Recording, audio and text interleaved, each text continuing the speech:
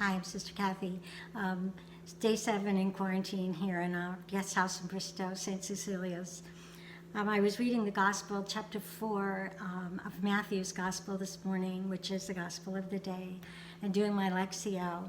You know, this is where Jesus hears that John the Baptist has been arrested, and so what he does at that point is he withdraws and goes to Galilee, to a place called Capernaum, in a place by the sea in the region of Zebulun and Naphtali.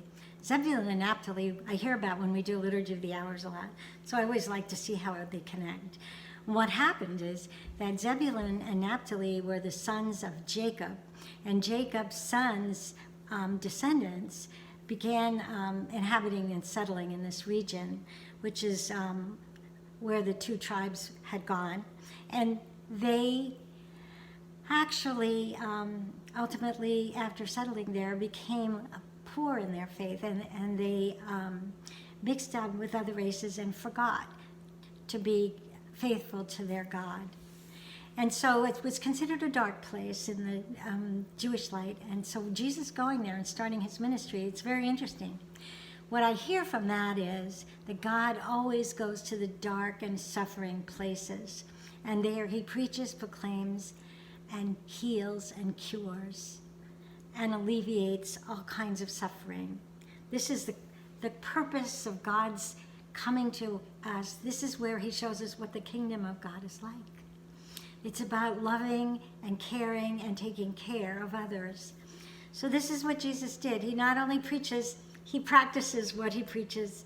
And I think that's what he's calling each and every one of us to do.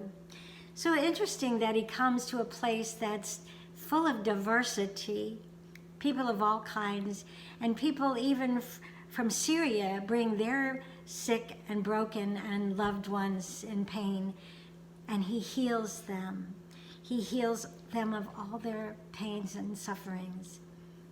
And that's what Jesus wants to do for us.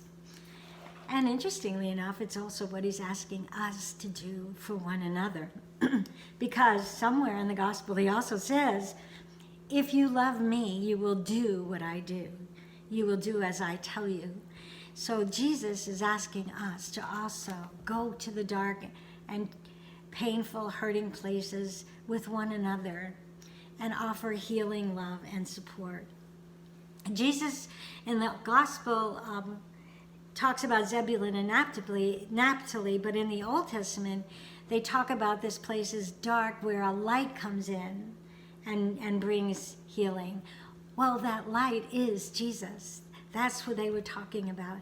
And Jesus coming into our lives does the same thing. He heals us. He brings light and love and healing.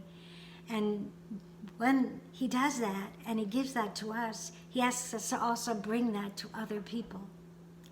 That is our purpose. That's what gives our life meaning. We're not here randomly to be living frivolous lives. Our purpose is to take care of one another.